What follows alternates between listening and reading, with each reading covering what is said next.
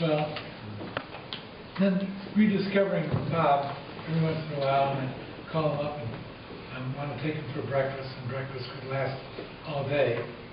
And, you know, in the years when this started, he'd always want to walk to breakfast because he wanted me to get there on his theme.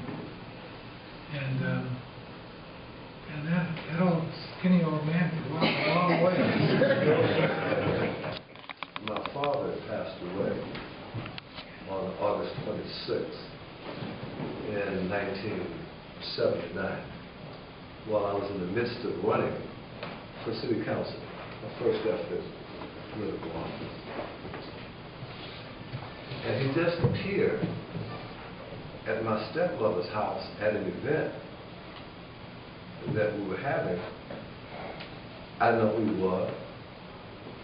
I don't know how he found out about it. I didn't know why he came. That was my introduction to Bob Powell. I didn't seek him, he sought me. And I suspect that's the same with many of you. He had this uncommon way of drawing people to him. Not everybody, but a select few. Interestingly enough, when I marked that time,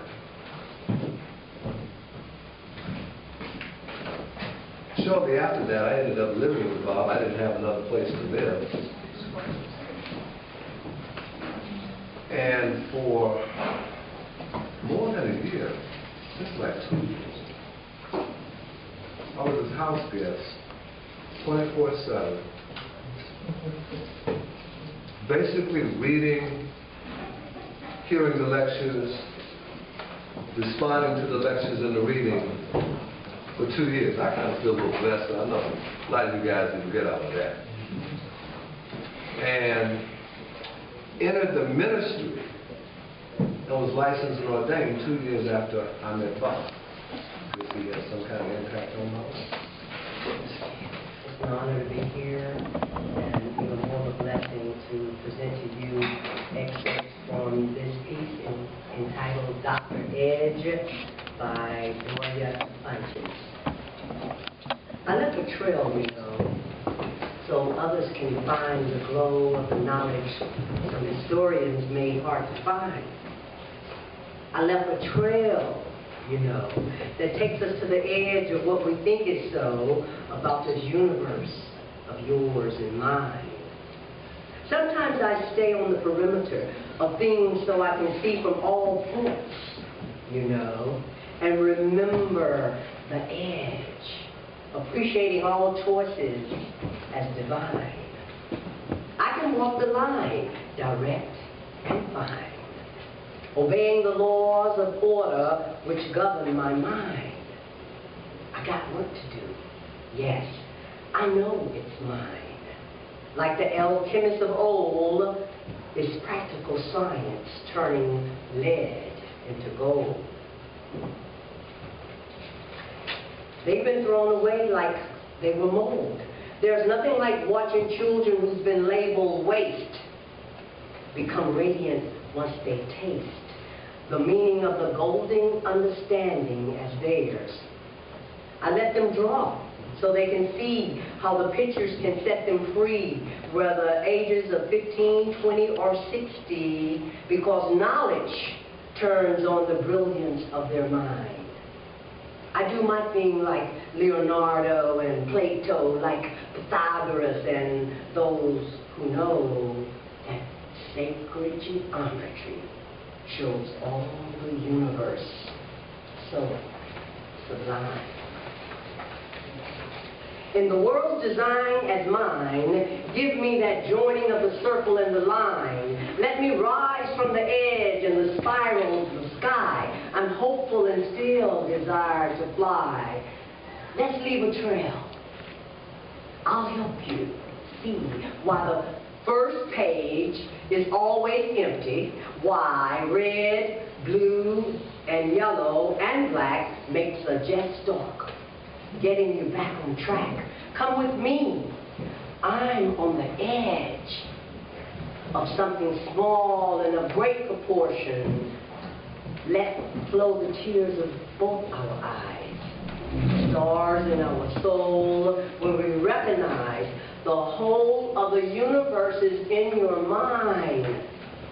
Come with me. I'm on the edge. Don't waste my time. Let's go draw and blow both our minds.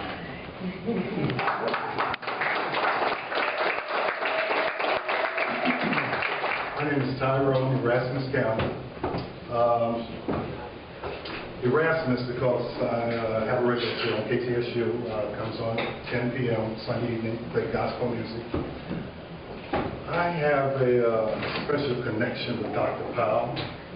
I was thinking about some words and something came to me not too long ago.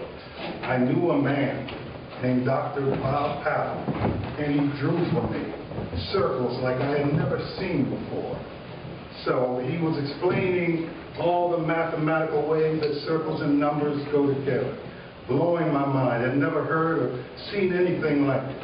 I knew that I had to capture what he was trying to express to me. And God said, call me, and wanted me to tape a video of Dr. Powell. I met him when he was 83 years of age. And I could not believe that he had came into my life at that time and touched me with all his knowledge. Dr. Powell was something else, you know. Many times I went to pick him up and take him places. Holidays came, my wife fixed plates of food and I took it over to him. We went many places and talked about many different things. I remember Dr. Powell told me one thing. He says, never heard anybody talk about Jesus like you. I said, is that wrong, Dr. Powell? He said, no, it's not wrong, but I just never heard anybody talk about Jesus like you. I said, well, I'm only talking about what he's done for me and in my life. I'm not a preacher. I'm just expressing that, you know, I believe he brought me into your life. I'm only here because of him. So Dr. Powell, you know, touched my life in many ways. I shot the video 8 years ago, 9 years ago, never showed it anywhere. Had it, kept it. I've moved a couple different times. Always protected this video because I believed it was special. I don't know if we're going to get to see it tonight, today, but it will be edited and put together and the world will see it. A great man, a great mind, so many things. Another time, it was a time I was at Dr. Powell's house and I said, Dr. Powell, you have all these CDs. Do you have any gospel CDs? I have a gospel show. He says, I have one gospel CD. I said, out of all those CDs, you only have one? He said, yes. So I checked them all out, and it was just one gospel CD. I said, can I play it on my show on Sundays? Can I borrow this? And he said, yeah, take it. It's an amazing thing, but the first cut on that CD is by the Staple Singers called This Might Be the Last Time. And I play it all the time. It's a powerful piece. People call me all the time and say, where'd you get that? Where's it from? But it's from the past. But it has a special message, and it touches everybody that hears it. Just like Dr. Powell touched everybody that he met. So it was an honor to meet, and believe me, I will never be the same. Well, I mean, you know, everybody wants to know why they're here, what God wants them to do. Yeah. It's about the Master's plan. Apparently, He has a plan for us. And my concern is the immediate here. Now. Immediate future. Like tomorrow. Yeah. And the immediate, as far back as I can go in the past. Now, I know, and the way I learned this stuff, that the Egyptians, ancient Egyptians, knew this. It was about, you get 2 points, and you develop all this. Right. I think this was known, and the Europeans, this is my opinion, the Europeans learned about the knowledge of ancient Egypt, but they didn't learn this, and so we wound up developing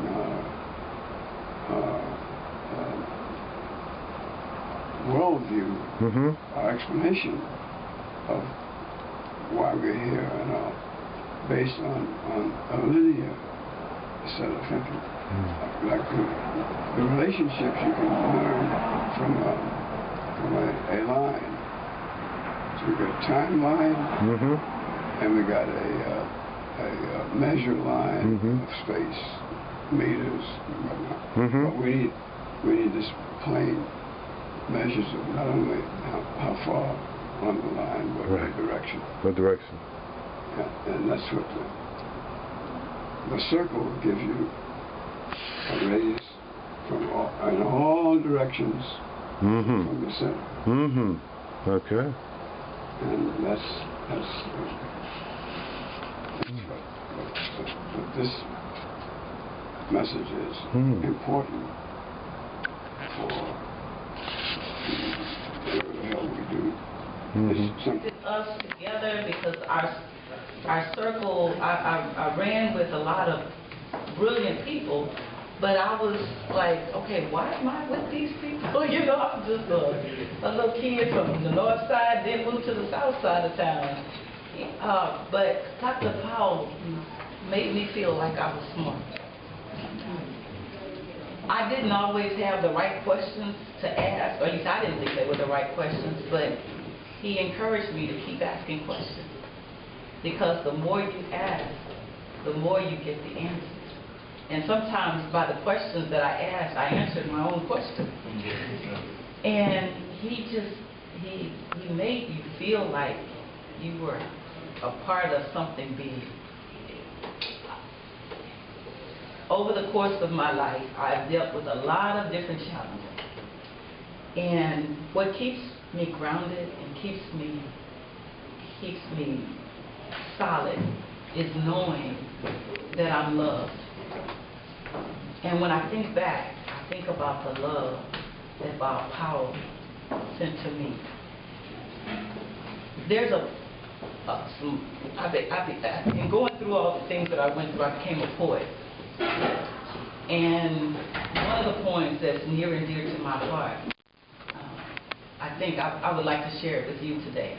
It reminds me of who Dr. Powell is. It's called Surround Yourself with Love. Surround yourself with love. Listen only to those voices that remind you you are the son, you are the daughter of the Creator. You are the best, and you deserve the best. Remove confusion and disarray from your inner and outer space. Listen to the Word of God daily. Feast on the power that it unleashes within you. Give yourself hugs and kisses as often as you need or want them. Take a hot bath or stand under a cool shower and let the water relax and revitalize your body. Become comfortable spending quiet time with you. Laugh with and at yourself. Listen to music that brings peace to your soul. Sing out loud, even if you think you can't. Sit in the dark, light a candle, and reflect on how the light brightens the room. See yourself as that candle in the dark. You are an important part of this world, so be good to yourself. Surround yourself with love. Yes, that's Dr. Powell. Geometry is. So this is actually the reason we have not learned this pattern is that we think we've been looking for a pattern of fives, but it's a pattern of 2 5s. Oh. This 5 and this 5 are connected. Okay, that's right. That's right. And see, this circle is divided into 10 points. And okay. this is from the center of the circle to here, and down to here, and down to here, and over to there is another pentagon. So it's patterns of points that are connected, that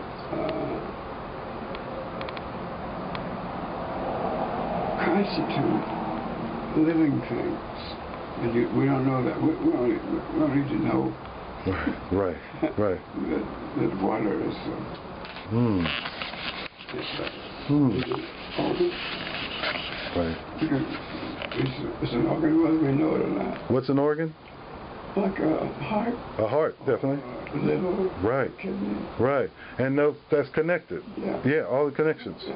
That's right. And if the connections are not Right. well, Right. you try to go to the hospital. That's true. That's true. That's true. And if you're in a marriage or relationship and that ain't right, You got trouble. you got trouble. And you Not connected. Now I meditate on that because I'm married in 48, Mm-hmm. and 22 years later was 1960, Mm-hmm.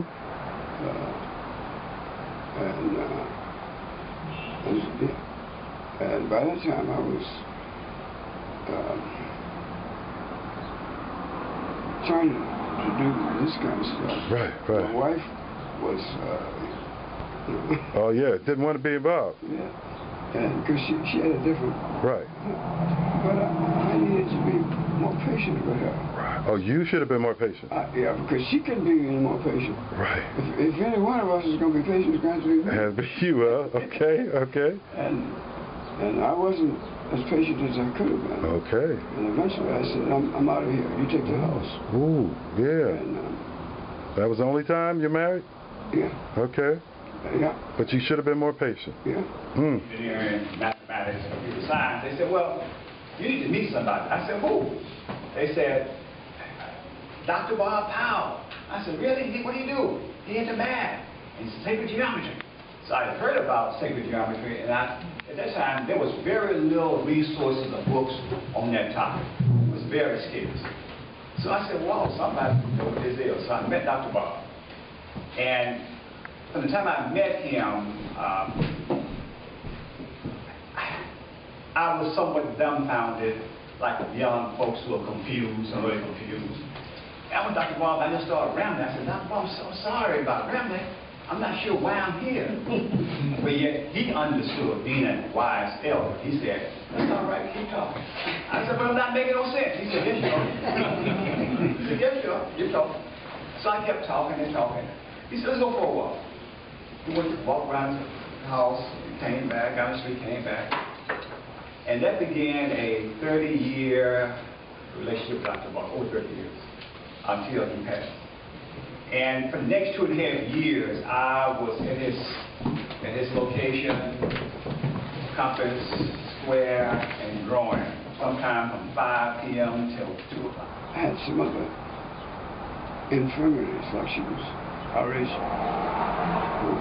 negative, and couldn't do penicillin, and couldn't, a bee sting would be dangerous to her. There are people who are like that. And so I needed to know more of her hang-ups, Right. physiological Right. and psychological hang-ups. Right. You didn't take the time.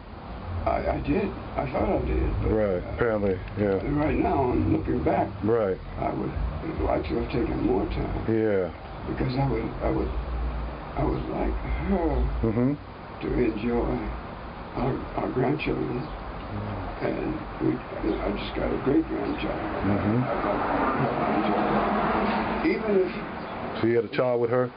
yeah, we had 3 children. 3 children together with her, okay. Yeah, and all the children I've ever had, all the pregnancies I've ever had was with her. With her, yeah.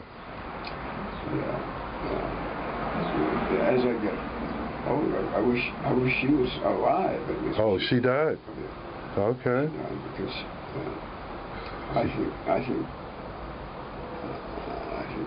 I think some people have a death wish and connive with death.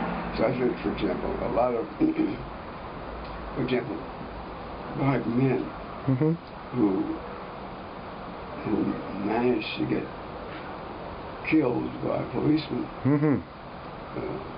get in a situation with a person who's got a badge and you say, look, motherfucker, kill me. Yeah, that's a death wish. Yeah, and some cops will do that. Yes, they will. Yes. Whether they like it or not. That's right. Yeah. And that's not the only situation. There are. So some guy a week ago went up about. Where did he go? The one that went up in the sky and jumped out of the thing? Parachuted? Right. You think he wanted to die? That's gambling. Hey, Yeah, that's something else. I'm glad to see that He survived. But, more nerve than I have. Some people just have so much nerve or something. Whatever it is, I don't have that. Right. I don't have that either. My wife had that. Oh, she did have it, huh? And one of my sons had it. Oh, boy. And they... Is he alive? No. Oh, he died too? He had a death wish almost. I was walking where you could walk. Later on, with Dr. Powell. And so there, I was teaching the students in the New Library of Alexandria, and I had to be a geek, so I went downstairs, got a copy of Euclid's Elements, right? Opened it up to 1.1. I still have that picture. I have it. And so, still being a geek, right? Then years later, I met Reagan Flowers. She was, somebody mentioned her earlier, deceased, done great work, and she was trying to get start this robotics program, and she needed some collaborators. Right? So I was able to work with her. We reached a lot of students, and it was through her I met Dr. Powell finally. Right? So I met him in 2008, and we collaborated, and we were teaching students about robotics. But really at that point it was all about geometry, I think, after Dr. Powell 1.1. So that was just wonderful. So then, that sort of, after that, anytime he was in town since 2008, I was very fortunate, he would call me. Right? And sometimes Ray would be on the phone call too. But to be honest, I didn't know he had passed his son. So I'm really ashamed of that. My daughter, this is the last story, just how he touched my life and how he's touching hers. So she's 8 years old, and she's in the Houston Ballet Academy. And you've been to the Wortham Center, right? The quilting parties there by John Biggers. And so she's an artist, and I've been taking her, also through Rick, I was exposed to John Biggers, and I've taken her to all the John Biggers murals around Houston. And so I took her one Saturday just to see the quilting party. And so I'm there with my 8-year-old daughter, and I'm talking about John Biggers. And I point to the center object, right? It's the inscribed polygons, right? That those that have learned it, and I went through it with Dr. Powell and Reagan. It's just a beautiful figure. So I'm explaining John Biggers to her in the quilting party. But I find myself really talking about Dr. Powell for the rest of that morning. And so now I see her I've taught her what Dr. Powell taught me. So I think, all the kind words that have been said tonight of Dr. Powell, of continuing his legacy, right? I think we need to do something. And because the children of the world, not just Texas or the U.S., need to learn geometry. The way Dr. Powell taught me, and I taught my daughter. Managed to grab an opportunity to make a policeman electrocuted with stun gun. Stun gun. Yeah.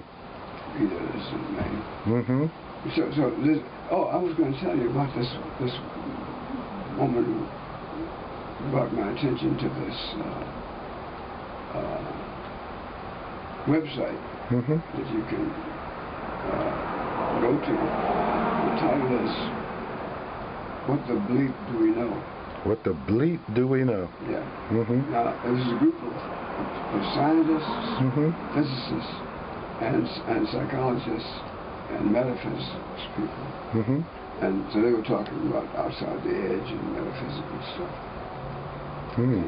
And their first intention was the word fuck. What the fuck do we know? Mm-hmm. And they couldn't Right.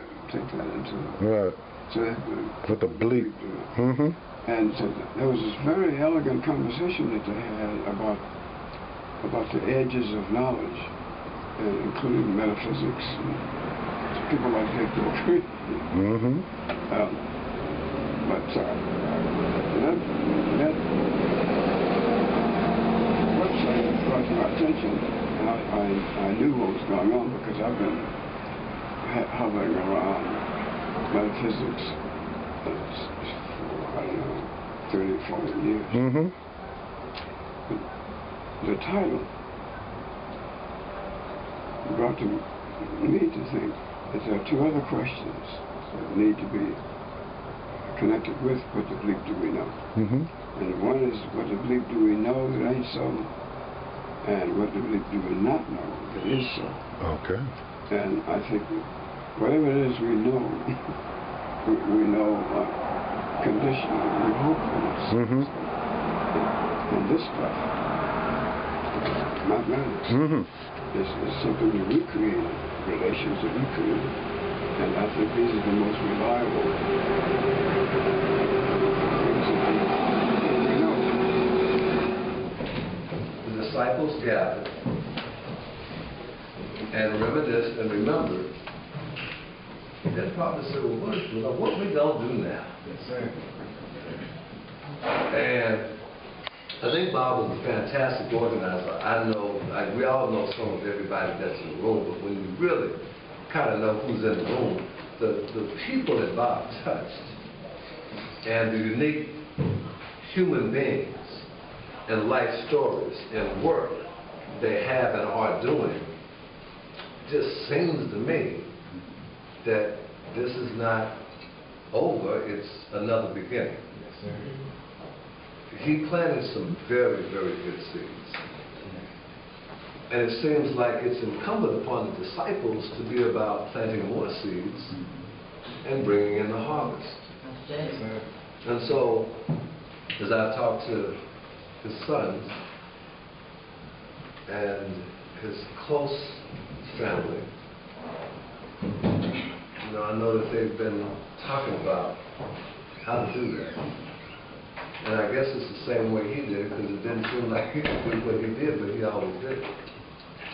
And so, I guess I want to examine myself, this is I think what Bob was saying, and struggle to find myself worthy to carry on the work that he seemed to feel was worthy of his investment of his time. Physics and modernity biology. Powell completed 2 monographs that are currently unpublished, The Rest of Euclid and an accompanying illustrated volume titled Figures, The Rest of Euclid. So, I don't know how many of you all had the opportunity to draw and deal with sacred geometry under Dr. Bob's tutelage. I was one of those who did, and I tried my hardest not to let his pointed instructions go to waste. He was a very patient teacher, and I needed patience, believe me. But I've seen some marvelous drawings. He was able to take his knowledge and to transmit and transfer it to his students.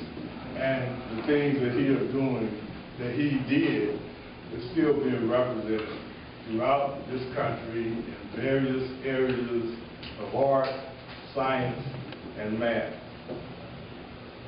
Okay, so I guess we're going to go ahead and I'm going to bring to the microphone Dr. Robert Ford, who has something to share with us. Good evening.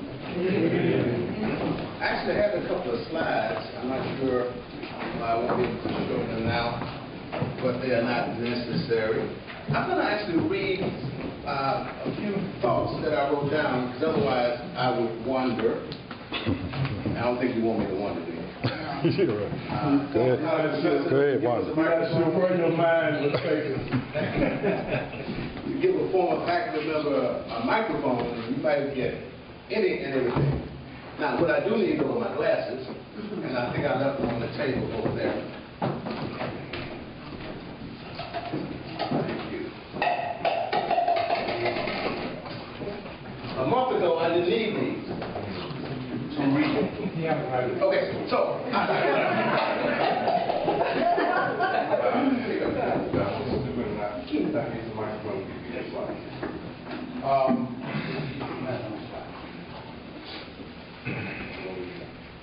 We can hear you without the mic. Oh, you can only do one or the other? Yeah, we can hear you without the mic. We hear you. They're recording it, so he wants to get up. Well, let me just proceed. It's not going to that. I didn't want to show a slide until about 2/3 of the way through this anyway. You're prepared for that. I call this I Knew Bob Powell.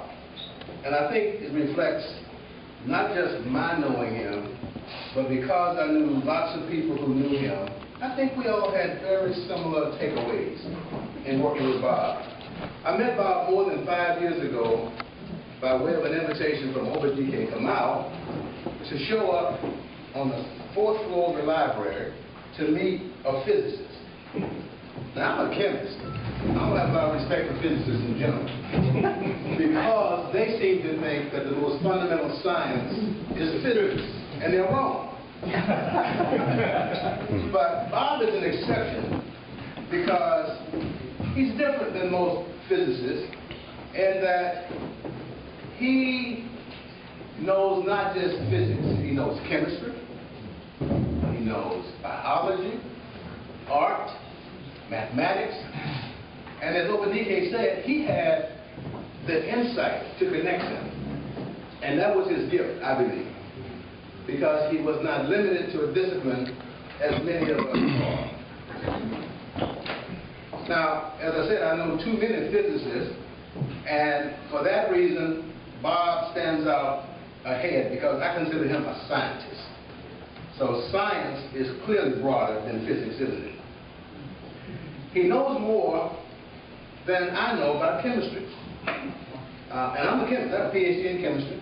And I would sit with Bob, and he would instruct me, and he thought I knew what he was saying. I never let on.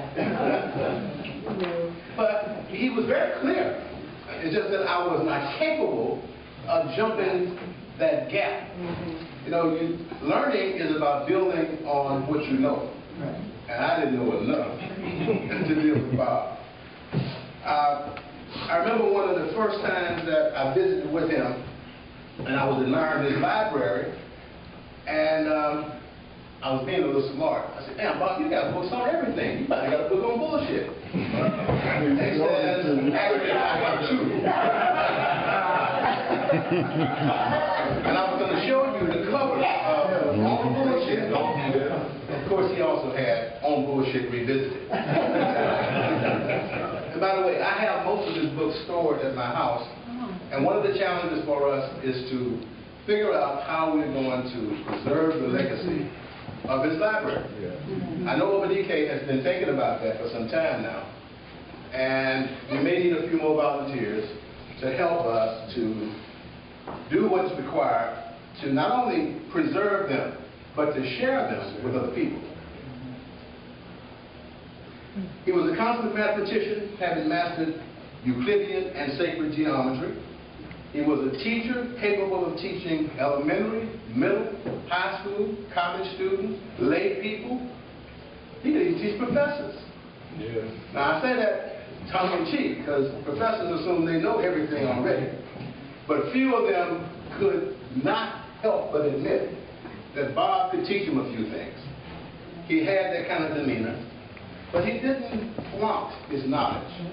It was evident to everybody who dealt with him that he knew more than they knew. But he never let on that he knew that. Of course, he would tell me. Right. He loved working with young folks, challenging them and convincing them that they could learn complex concepts that undergirded all learning. because he understood connections, he wanted to teach kids how to teach connections so that they wouldn't learn mathematics in isolation. They learn mathematics in a way that they can apply to physics and chemistry and biology and art and more. Bob was a real scholar. I like taking them down to Port Arthur. There's a little school there called Toccoa Academy. Anybody know Toccoa Academy? It's a charter school. And Bob would go down once a month with me. And the kids just loved it. They'd be waiting out. If I tell them I'm bringing Bob, they would be there waiting to hear him. And he could inspire these young people at all those levels, elementary, middle, and high school. Reagan Flower, some of you know, with C-STEM, happened to be visiting with her last week. And I told her about this event. And she said, Bob, you didn't know this, but Bob used to come to my classes. She has one of the largest robotics programs in the country now. Anybody know C-STEM? Now, I'm glad I brought that up because, again, I think what Bob has taught me is that we generally do not appreciate the genius in our own community. Bob was clearly one of those, but so is Reagan Flowers, and few of us even know who she is. We've got to find a better way of communicating where our genius lies in our communities and share it with young people in particular. There was a cadre of us who would visit with Bob to marvel at his breadth of knowledge, his humbleness, and deep concern for his people. He had amassed a considerable library, as I indicated, and that library, again, is our challenge. By the way, most of Bob's books, as I said, are stored, and we're going to be able to do something with them so that we'll have a long-term legacy. How many of you guys knew that Bob Powell read for Earl Carr? Now you said, who is Earl Carr? Earl Carr was an early dean at Texas Southern. He was totally blind. He and Bob were at Fisk at the same time, and Bob was his reader. Bob has touched the lives of many people that we know, but generally we don't know Bob. Now, it probably doesn't apply in this room, because these are the people who know him or knew him. But not many more outside of us know who Bob Powell is and the tremendous contribution he made to the world.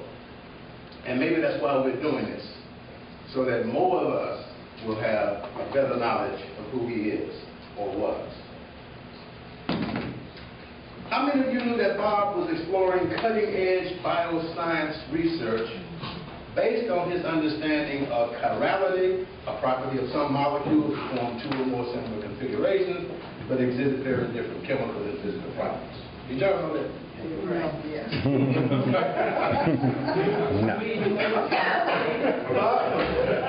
Bob used his insight to relate the number plane. Now, all of us learned about the number line, did you? Yeah, the number line. But you knew about the number line. Did you know about the number plane? Bob exploited this two-dimensional depiction of how numbers were arranged.